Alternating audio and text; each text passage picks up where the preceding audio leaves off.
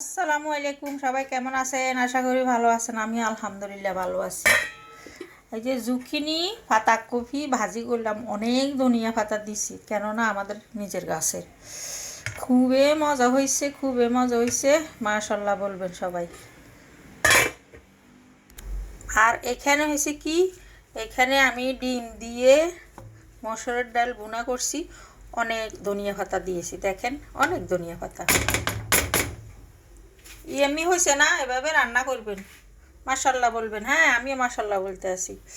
সবাই এভাবে রান্না করে খাবেন, দেখবেন অনেক মজা লাগবে। আমি 5টা ডিম দিয়েছি, ডিমগুলো আস্তে আস্তে আছে, এই যে দেখাই আপনাদেরকে, এই যে দেখছেন এরকম আস্তে আস্তে আছে। কিন্তু এভাবে ডাল রান্না করলে অনেক মজা লাগে, কিন্তু ডালটা একটু বেশি রান্না করতে হয় আর কি।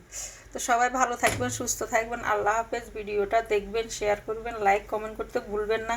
সবাইকে আল্লাহ হাফেজ।